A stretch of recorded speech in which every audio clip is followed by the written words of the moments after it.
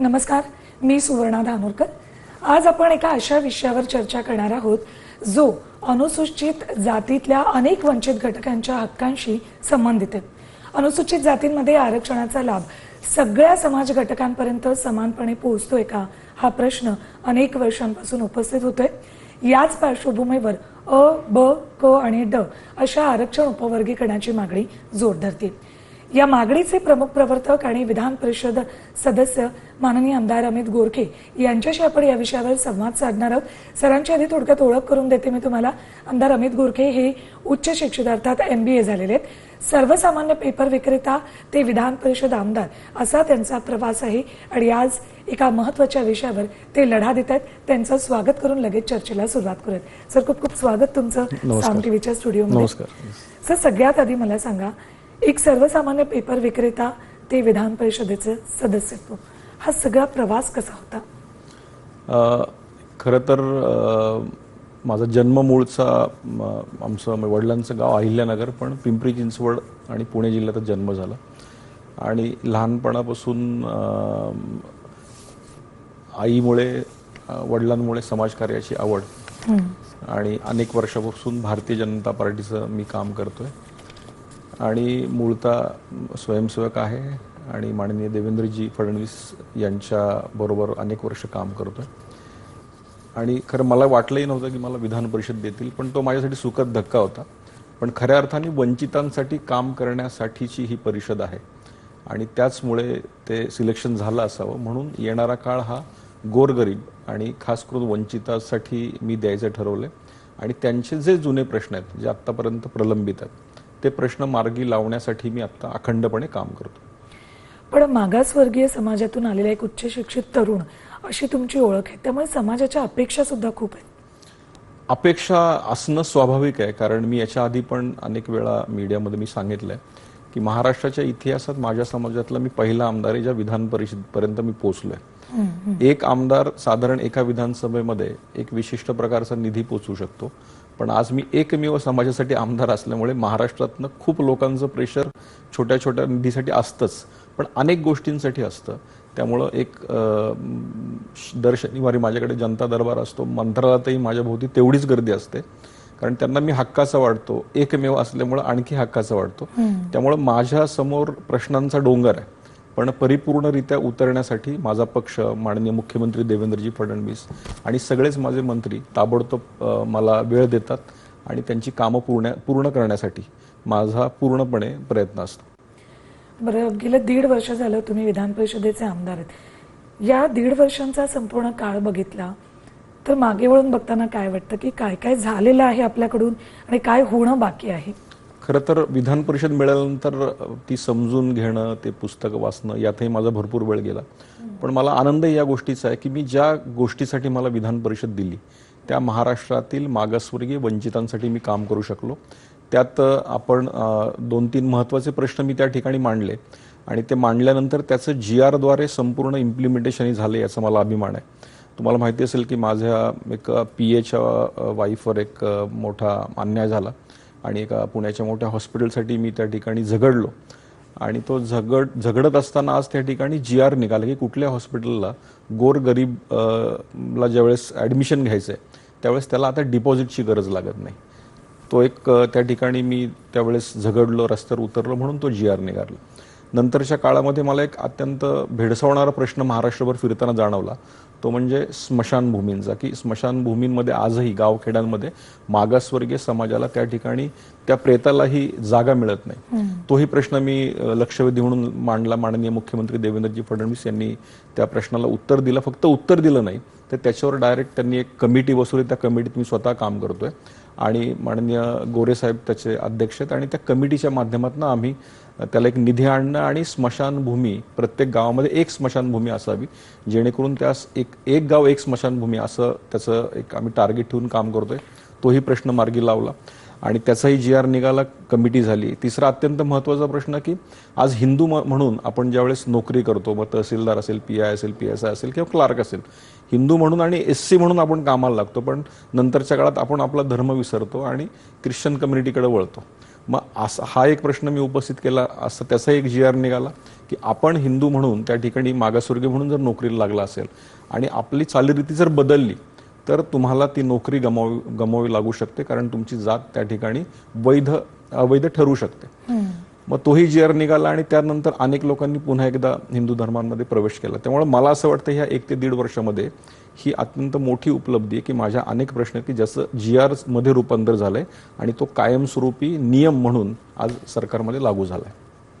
बरं, एक महत्त्वाचा मुद्दा मी मगाशी प्रस्तावनेत सुद्धा म्हणाले की आरक्षण उपवर्गीकरण हा विषय आत्ता बराच चर्चेत आहे. प्रत्येक वंचित घटकापर्यंत सगळे मूलभूत हक्क त्याला मिळत आहेत की नाही या सगळ्याविषयी आपण चर्चा करतोच आहे अनेक वर्ष.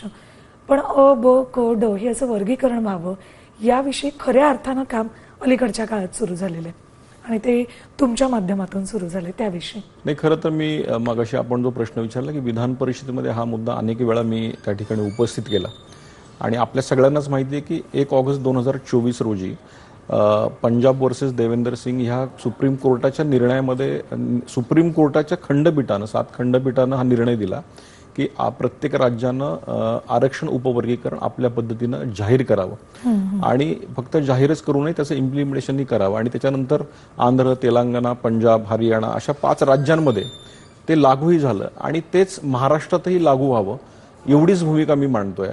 डॉक्टर बाबासाहेब आंबेडकरांना खऱ्या अर्थानं त्यांना अपेक्षित असलेलं आरक्षणाचं उपवर्गीकरण, कारण आपण समानतेची संधी हा शब्दप्रयोग माननीय डॉक्टर बाबासाहेब आंबेडकरांनी याच्या आधी केला आणि आज त्यांनी जे संविधान मांडलं त्या संविधानाला पूरक असं सर्वोच्च न्यायालय चालतंय आणि सर्वोच्च न्यायालयाचा निकाल जो आहे त्याचं इम्प्लिमेंट करा. आम्ही फक्त सर्वोच्च न्यायालयाची ज्यांनी जी भूमिका मांडली, त्यांनी जो निर्णय घेतलाय तो निर्णय महाराष्ट्रात इतर राज्यांप्रमाणे लागू करा एवढी आमची स्पष्ट भूमिका आहे.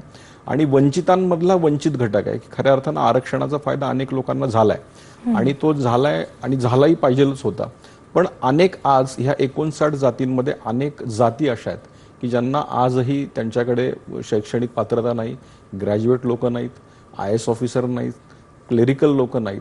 अशा लोकांचं काय, हा आमचा प्रश्न आहे. त्यामुळे मी विशिष्ट माझ्या जातीसाठी नाही तर खऱ्या अर्थानं ह्या 59 जातींसाठी लढतोय. मग त्याच्यामध्ये मादिगा असेल, मातंग असेल, ढोर असेल, अशा अनेक जाती आहेत की ज्या खऱ्या अर्थानं आजही वंचित आहेत. वाल्मिकी समाज आज महाराष्ट्रात मोठ्या प्रमाणात आहे, मादिगा समाज मोठ्या प्रमाणात आहे, खाटीक समाज आहे. या समाजात अजून शैक्षणिक प्रगती नाही आणि शैक्षणिक प्रगती नसल्यामुळे ते नोकरीमध्ये पण अप्रगत आहे. जर सुप्रीम कोर्टाचा निर्णय जर आपण पाहिला तर सुप्रीम कोर्टाच्या निर्णयामध्ये स्पष्ट असं सांगितलंय की मागासलेपणाला अनुसरून आपण आरक्षण उपवर्गीकरण हे खऱ्या अर्थानं जाहीर केलं पाहिजे आणि तीच आमची मागणी आहे की मागासलेपणा खऱ्या अर्थानं आपण तपासला पाहिजे आणि त्यासाठी म्हणून आज महाराष्ट्र सरकारने अनंत बदर समिती त्यांनी नेमली. त्या समितीचा निष्कर्ष त्यांनी मुख्यमंत्र्यांकडे दिलाय आणि त्याद्वारे आम्ही मागणी करतोय की लवकरात लवकर आरक्षण उपवर्गीकरण जाहीर करा. तुम्ही बदल समितीविषयी बोललात त्याविषयी मी विचारणारच आहे. पण कुठलाही मुद्दा ज्या वेळेला एखादी व्यक्ती मांडते, तुम्ही आमदार म्हणून विधिमंडळात ज्या वेळेला उपवर्गीकरणाचा विषय मांडला त्या बाजूने अनेक जण बोललेच असतील, पण विरोधही प्रत्येक गोष्टीला होत असतो, तसा यालाही विरोध झालाच आहे. विरोध झालाच आहे, कारण खऱ्या अर्थानं आज अनेक या उपवर्गीकरणाविषयीचे गैरसमज आहेत आणि खास करून मी मातंग समाजात येतो. मातंग समाजही या विषयासाठी खऱ्या अर्थानं संपूर्णपणे आंदोलन करतोय आणि या विषयात आम्ही ज्यांना मोठे बंधू कायमस्वरूपी म्हणतो, बौद्ध समाजही काही दृष्ट्या ॲग्रेसिव्ह झालाय. पण मी सगळ्यांनाच सांगत असतो की बौद्ध समाजाची जी प्रगती आहे ती खऱ्या अर्थानं त्यांच्याकडनंही काही गोष्टी शिकण्यासारख्या आहेत. डॉक्टर बाबासाहेब आंबेडकरांना अभिप्रेत असलेल्या सर्व गोष्टी त्यांनी सुरुवातीपासून केल्यात आणि आज त्यांचं आरक्षण जे आरक्षण त्यांचं तसंच राहणार आहे. आम्ही त्यांच्यातलं काहीच मागत नाही, आम्ही फक्त आमचा वाटा म्हणजे आरक्षण उपवर्गीकरणामध्ये प्रत्येकाला न्याय मिळावा म्हणून वाटा मागण्याची आमची भूमिका आहे आणि ती भूमिका माझी नाही आहे. तर मला असं वाटतं की आपण जर मी डॉक्टर बाबासाहेब आंबेडकरांचा फॉलोअर आहे आणि काही गोष्टी मी आवर्जून आपल्याला सांगण्यासाठी आणल्यात की 1 जानेवारी 1938 सोलापूरमध्ये मातंग परिषद पहिल्यांदा माननीय डॉक्टर बाबासाहेब आंबेडकरांनी घेतली. हरेगाव परिषद 1939 घेतली. एका तर खासगी बैठकीमध्ये डॉक्टर बाबासाहेब आंबेडकर असंही म्हटले होते की जर मला मुलगी असती तर नक्कीच मी मातंग समाजाच्या घरात दिली असते. हे काही प्रूफ्स आहेत ते मुद्दामून आणले. म्हणजे समान संधी कशी असावी याचा उल्लेख डॉक्टर बाबासाहेब आंबेडकरांनी केला आणि मी डॉक्टर बाबासाहेब आंबेडकरांचा चाहता आहे आणि आत्ताच त्यांच्याविषयीचं एक पुस्तक मी प्रकाशन केलं. त्यामुळे डॉक्टर बाबासाहेब आंबेडकरांची भूमिका सर्व स्तरावर समानता आणि सर्वांना न्याय ही भूमिका आम्ही या उपवर्गीकरणाच्या माध्यमातून मांडण्याचा प्रयत्न करतो. बरं, एक मुद्दा आणखी असा आहे की सत्ताधाऱ्यांनी जे जे काम केलेलं असतं त्यावर त्यांच्यावर आरोप होतातच. तर तसाच एक आरोप भाजपवर होतोय की जाती जातीमध्ये भांडणं लावण्याचा डाव भाजपचा आहे या उपवर्गीकरणाच्या माध्यमातून. तुम्ही भाजपचे आमदार आहेत त्यामुळे हा आरोप जोरदार होतोय. नाही, मी याच्या आधी पण अनेक वेळा सांगितलं की भाजपचा आमदार असल्यामुळं ती टीका होणे स्वाभाविक आहे. पण मी प्रत्येक वेळेस सांगतो की आरक्षण उपवर्गीकरणाची लढाई कधी झाली याचा अभ्यास आपण करणं गरजेचं आहे. कारण काँग्रेसच्या काळातच साधारण 1965च्या दरम्यान लोकूर समिती गठीत झाली होती आणि त्या लोकूर समितीने असं सांगितलं होतं की आरक्षणातलं उपवर्गीकरण किंवा आरक्षण विभाजन झालं पाहिजे. तो काळ काँग्रेसचा होता. मी मगाशी ज्या राज्यांची नावं घेतली, पंजाब असेल, हरियाणा असेल, त्याचबरोबर कर्नाटक असेल किंवा तामिळनाडू असेल, या 5 राज्यांमध्ये आरक्षण उपवर्गीकरण ऑलरेडी झालंय. मग या राज्यांमध्ये भाजप सरकार होतं का? एकाच राज्यामध्ये त्यावेळेस भाजप सरकार होतं आणि 4 राज्यांमध्ये काही राज्यांमध्ये काँग्रेस आणि तिथल्या सत्ताधाऱ्यांचं सरकार होतं. मग ही उपवर्गीकरणाची जी ही बाजू आहे ही इतिहास आहे. हंटर कमिशन समोर 1800 साली ज्योतिबा फुलेंनी पहिल्यांदा सांगितलं की गोरगरीब जनतेला न्याय मिळण्यासाठी आरक्षण हे मिळालं पाहिजे. किंवा राजश्री शाहूंनी 50% आरक्षण मागितलं. हा आरक्षणाचा इतिहास आहे आणि मग आज भाजप केंद्रात सत्तेत आहे. माननीय देवेंद्रजी फडणवीस सकारात्मक आहेत म्हणून हा भाजपचा अजेंडा आहे असं म्हणणाऱ्यांनी थोडासा इतिहास वाचला पाहिजे. आणि आरक्षणाची लढाई ही महात्मा फुले, राजश्री शाहू, डॉक्टर आंबेडकर आणि आत्तापर्यंत सगळेच लढत आहेत आणि ती लढाई सत्याची आहे. कारण गोरगरीब जनतेला यातनं न्याय मिळणार आहे की आजही महाराष्ट्रात, आपण पुरोगामी महाराष्ट्र म्हणतो पण आजही महाराष्ट्रात शिक्षणाच्या बाबतीत आज अशी अवस्था आहे की गोरगरीब जनतेपर्यंत शिक्षण हे पोचलेलं नाही. त्यामुळे त्यांच्यापर्यंत आरक्षण जे पोचायला पाहिजे ते पोचलेलं नाही. बरं, तुम्ही या आरक्षण उपवर्गीकरणाचा इतिहास सांगितलं. अगदी काँग्रेसच्या काळात सुद्धा याची मागणी झालेली होती. पण या विषयावर तुमची आंदोलनं सुरू आहेत. मागणी विधिमंडळातनं तुम्ही केलीच आहे. या आंदोलनासाठी प्रेरणा तुम्हाला कशी मिळाली, कुठून मिळाली? कारण तुम्ही म्हणाल की तुम्ही डॉक्टर बाबासाहेब आंबेडकरांचे फॉलोअर आहात, चाहते आहात. मग प्रेरणा आंबेडकरांकडून मिळाली की इतिहास पूर्ण वाचताना मिळाली? नाही, खरं तर ज्यावेळेस विधान परिषदेवर मी गेलो आणि महाराष्ट्रावर फिरल्यानंतर मी प्रत्येक समाजामध्ये त्या ठिकाणी गेलो. आज मांगारुडी समाज असेल, माझा बांधव असलेला वाल्मिकी समाज असेल, बुरुड समाज असेल, अत्यंत दयनीय अवस्था आहे. आणि ती दयनीय अवस्था कशामुळे तर माझं असं म्हणणं आहे फक्त शिक्षणामुळे आहे आणि त्यांना शासकीय नोकऱ्या मिळालेल्याच नाही आहेत. कारण मी पहिल्यापासून सांगतोय की आमचे मोठे बंधू असलेले बौद्ध समाज, या समाजाकडनं अनेक गोष्टी शिकण्यासारख्या आहेत. त्यांचे अधिकारी वर्ग माझे अनेक मित्र आहेत. मी माननीय डॉक्टर नरेंद्र जाधव यांना मी माझ्या आयुष्यात नेहमी स्थान दिले, गुरु मानतो. अशा अनेक माझ्या आयुष्यात लोक होऊन गेलीत की ज्यांनी मला प्रेरणा दिली. आणि मग या गोष्टी वैचारिकरित्या सोडवल्या गेल्या पाहिजेत. 2 समाजातला वाद शमण्यासाठी चांगले नेते बाहेर आले पाहिजेत, बोलले पाहिजेत. आणि ही प्रेरणा, मागाशी आपल्या प्रश्नाचं उत्तर हेच आहे की आज समाजामध्ये फिरत असताना गोरगरिबांच्या डोळ्यातले अश्रू आणि लहान मुलं आजही शिक्षणापासून वंचित हे बघत असताना दुःख होतंय.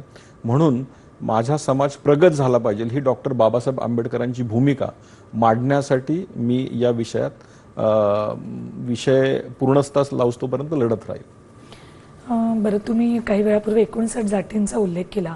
ब क ड मध्ये उपवर्गीकरण व्हायला हवं असं म्हणालात. पण सध्या परिस्थिती राज्यातली बघितली तर काय वाटतं, किती मोठा समाज अजूनही वंचित आहे? किती जातींपर्यंत कुठल्या सुविधा पोहोचलेल्या नाहीयेत?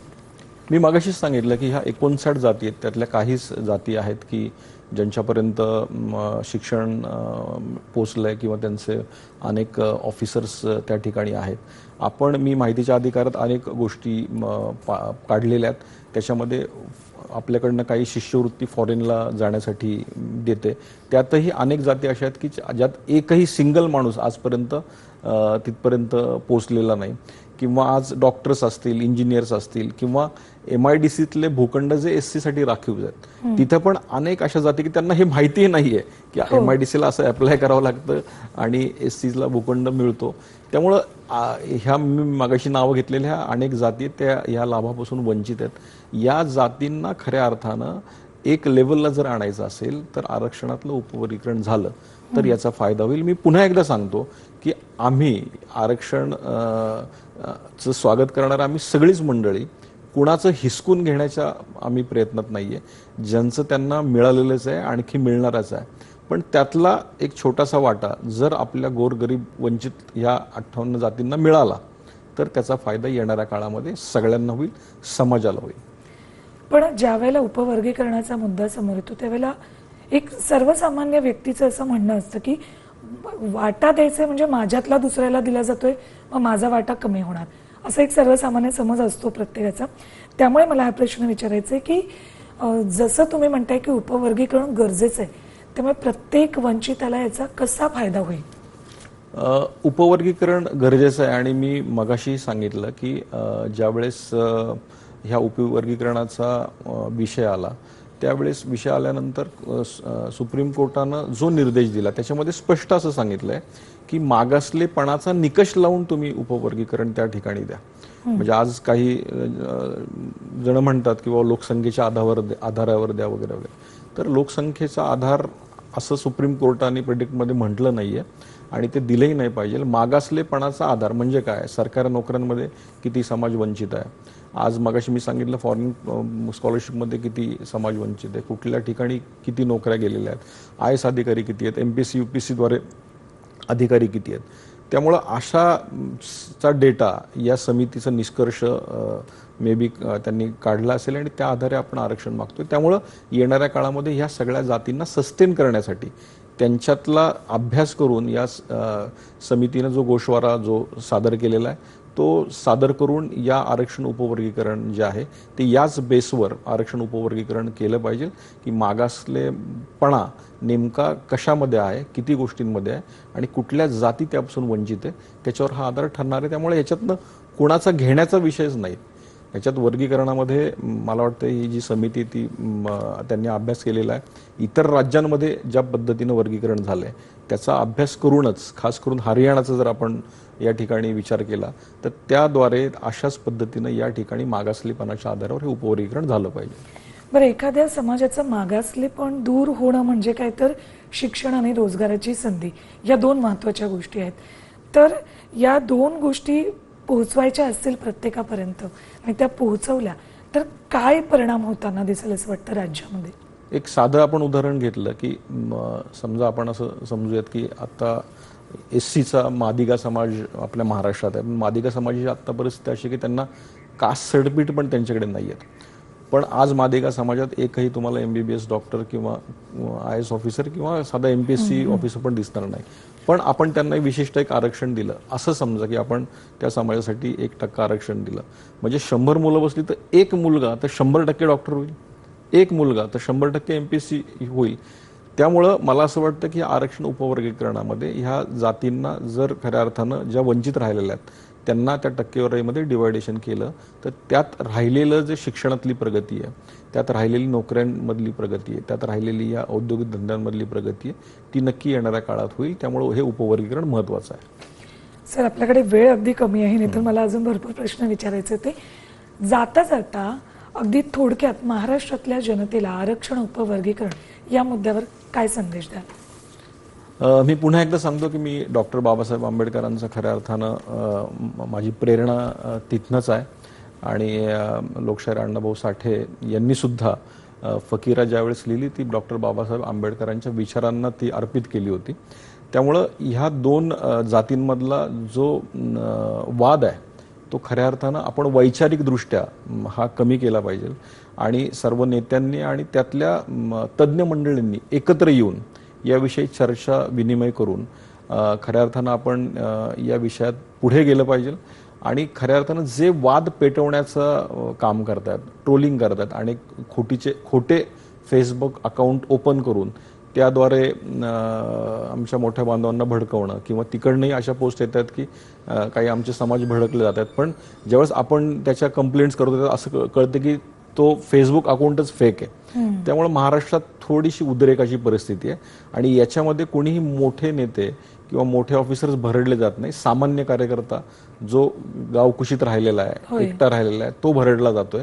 त्याला काही कळत नसतं, मग त्या ठिकाणी काही मारहाण्याच्या हे पण झाल्यात. त्यामुळे याच्याद्वारे मी सगळ्यांना विनंती करणार आहे की ही तात्विक लढाई आहे, ती आपण तशीच लढली पाहिजे. डॉक्टर बाबासाहेब आंबेडकरांच्या विचारांनीच लढली पाहिजे. त्यामुळे आज हे आरक्षण उपवर्गीकरणाचा निर्णय जो आहे तो सुप्रीम कोर्टानं दिलाय. ज्या संविधानाने सुप्रीम कोर्टाला सर्वोच्च न्यायालय म्हटलंय, त्या सर्वोच्च न्यायालयाच्या निर्देशानुसार हे लवकरात लवकर आदेशित व्हावं, ही आमची सगळ्यांची मागणी आहे. आम्ही आमची भूमिका मांडतोय, तुम्ही तुमची भूमिका मांडणं या सार्वभौम देशामध्ये सगळ्यांचं कर्तव्य आहे. त्यामुळे माझ्याकडनं संदेश म्हणा किंवा सूचना म्हणा किंवा सल्ला एवढाच राहील की यात कुठल्याही जातीमध्ये कटुता निर्माण व्हायला नको. आपण बंधुभावाने आहोत, एकजिन्सी आहोत, एकत्र आहोत. हेच भाव डॉक्टर बाबासाहेब आंबेडकरांचे विचार कायमस्वरूपी महाराष्ट्रात टिकून राहिले पाहिजे. आणि शेवटी अनुसूचित घटक हा एकत्र आहे. वेळ पडल्यानंतर आज कुठलीही घटना ज्यावेळेस घडते त्यावेळेस सरकार बघितलं नाही, आमचा अनुसूचित बांधव त्या ठिकाणी भरटला गेला, तेव्हा सगळ्या जाती उतरतात. अशाच पद्धतीनं पुढे जायला पाहिजे. त्यामुळे हे उपवर्गीकरणाची लढाई ही तात्विकदृष्ट्या सगळ्यांनी लढावी अशी मी विनंती करणार आहे. तुमच्या या लढ्यामध्ये तुम्हाला खूप खूप शुभेच्छा आणि आज इथे आलात, हा विषय अगदी सोपा करून समजून सांगितलं, त्याबद्दल खूप खूप धन्यवाद. धन्यवाद, थँक्यू. तर या विशेष कार्यक्रमामध्ये इथेच थांबते. पाहत राहा साम टीव्ही न्यूज.